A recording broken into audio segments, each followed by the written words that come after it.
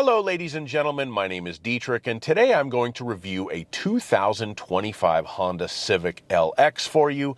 I'm going to have to do this review a little bit differently because despite the fact that it has become a little bit sunny, it is incredibly windy today.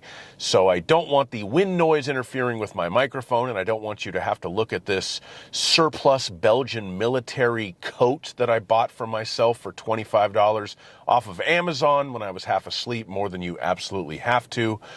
Much like my mother once said about having children, it seemed like a good idea at the time, but nevertheless, we are going to review the least expensive version of the updated 11th generation Honda Civic for you today.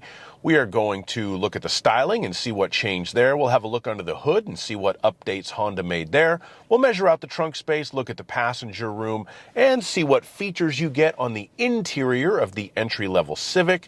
And as always, if some of that sounds interesting and some of it doesn't, check the description below for timestamps. We're going to start by talking about the styling on this meteorite gray metallic model. For 2025, we do have an updated front bumper and updated headlights, and they also made the taillights slightly darker. These are definitely subtle changes, and it's relatively difficult to tell a 2025 model apart from a 2024, unless you know exactly what you're looking for. But overall, the Civic is still a very nice-looking car. I suppose they have to update something when they've been making the same model on its fourth model year. That's just the way that automakers like Honda do it. I don't know if it was strictly necessary, but they did it, and the car still looks very nice. Being an LX model, this one is equipped with 16-inch wheels with hubcaps, so if you're curious to know what those look like, that's what they look like. And otherwise, it's pretty much just a Honda Civic sedan. It's a known commodity at this point. It is a nice-looking car, not supremely gorgeous, but not ugly either. We'll give it the old IGN 7 out of 10, a little something for everyone. Now we're going to take a look under the hood, and the last Civic with this engine that I tested was a 2022 Sport model. At that point, it was a 2-liter naturally aspirated 4-cylinder engine with 158 horsepower. I felt the power was a little bit lacking in that model, especially for a Sport, but Honda did change it for 2025. Let's see how much they improved it by. I'm going to look at my notes. Now is a 2-liter 4-cylinder engine naturally aspirated with 150 horsepower. They took 8 horsepower out. Don't ask me why. It also has 133 torque. That's really the number that lets it down. The engine doesn't feel real powerful driving it around. It does have enough power to get on the freeway, get you from point A to point B. It's not terrible, and quite honestly, in this base model, it feels a little bit more appropriate just because it's not a Sport. There's no sporting pretensions here, and overall, this car drives kind of just very quiet and smooth and comfortable. Honestly, it feels a little bit like an old lady car to me. I know from Top Gear back in the day, they always said Hondas were preferred by old women, and maybe in this new Civic LX, I can see why. Allegedly, this car does get a little bit better fuel economy than last year's model with the outgoing 158 horsepower engine. I'll do my fuel economy test on it tonight and see if that's true. Okay, now we're going to measure out the trunk space, so let's open the trunk to do that. This is the only way that I've figured out how to do that from the outside of the car. And we'll get our laser tape measure and do some measuring. I'm sorry if this audio doesn't sync up. I'm re-recording it later because it was so windy when I originally filmed this. The length of the trunk from the back of the back seat to the rear portion of the trunk, 3 feet and 3 inches. The width of the trunk in the golf club hole from there to there, right at the rear of the trunk, 4 feet and 9 inches. The width of the trunk in between the wheel wells at the narrower point inside of the trunk, 3 feet and 4 inches.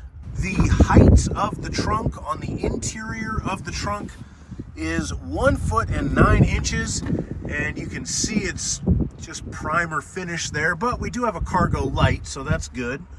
And if you want to fold the back seats down, pull right here, and then we can push them forward. So the length with the seats folded down is about 5 feet and 11 inches. That's the measurement to the back of the passenger side seat there, which is in a bit of a mid position. We do have a big hump in the load floor, and it's not a 60-40 split folding seat. It's just one piece, so not great. And if you need to lift something into the back of the trunk, you'll need to lift it 2 feet and 4 inches off of the ground. And in here, we have a spare tire with some tools. That's good. And the little gray funnel, that is just in case if you ever run out of fuel, you'll be able to put the little gray funnel in, and then you can fill up the gas from a regular gas can. So that is the trunk area in a 2025 Civic LX.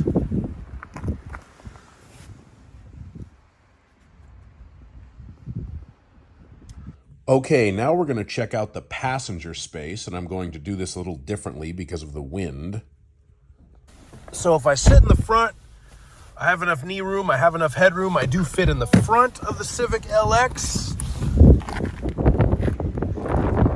So if I get out, get in the back, close the door to keep the wind out. Yeah, I have enough knee room barely. I have enough headroom barely. I'll say that I fit behind myself. I am 6'5", so that's pretty impressive. In the LX model, I have no power outlets or air vents or anything back here. There's no center armrest. So you get what you get in the 2025 Civic LX, but it is pretty roomy. Now we're going to have a look at the features on the interior of this LX Civic, and you'll notice as soon as you get in the car, you do have a nice little smart key fob. However, you can't use it as a smart key to actually unlock the door. It does have push button start, but you have to use the buttons on the key fob to lock and unlock the door. That's a little bit lame. I don't think it would kill Honda to put keyless access on the base model, but they didn't. Once you're in here, you will notice the 7-inch infotainment screen. That does include Apple CarPlay and Android Auto as standard. However, you do need to plug it in for the base model Honda Civics. You do have USB-C ports to plug it in with. One of them just does charging, and the other one does data and charging as well. You also have a 12-volt cigarette lighter style power outlet down there as well. Bluetooth and Bluetooth audio streaming are standard, so you do still have some wireless connectivity for your phone. And of course, you have AM/FM radio, and that's pretty much it as far as what that screen does. The stereo system is a 4-speaker, 160-watt audio system that actually sounds pretty decent for an entry-level car with only 4 speakers. It does sound worse if you crank the bass all the way up, like a lot of young Civic LX drivers probably do. It's best to leave it just zeroed out, and you do get a pretty clean sound out of it. We have a half-digital gauge cluster that you can look at different things. You can see information for your maintenance, when you need your next oil change. You can look at different settings for the vehicle and change those. And you can look at your trip computer and fuel economy, etc., etc. Only the tachometer half of the gauge cluster is digital. The speedometer and the fuel gauge are kind of just there. But for an entry-level car, it all does look pretty nice and classy. And other than that, there's not a ton to talk about in here as far as features. You got power windows, mirrors, and door locks. You've got automatic climate control, single zone automatic climate control, but it's still automatic. And one thing you may notice if you look at this vehicle on Honda's website and see what they advertise with it, they say it has a multi-angle rear view camera. There are 3 different views you can select for the rear view camera. I'll show you those on the screen. You have kind of a wide angle lens. You have just kind of a standard one, and then you have one that sort of more looks straight down at the ground immediately behind the bumper. I have to say that I had a 2023 Acura Integra for about a year and a half that had this exact same system, and I almost never used it, but that car did have parking sensors, so it would beep at me if I was getting too close to something in the back. So maybe this is a nice alternative to that if you buy an LX Civic that doesn't have parking sensors. Now we're going to talk about the safety features, and this Civic LX does come standard with Honda Sensing. So we have collision mitigation braking, which is emergency braking and forward collision alert, road departure mitigation system, so it will try to keep you from going out of your lane. You have adaptive cruise control with the lane keeping assist. I'll put a link to a video in the description that shows how to use that.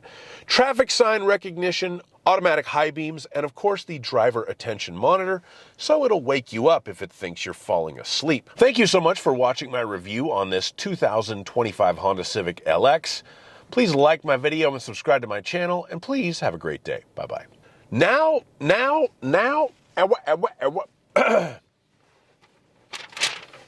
we're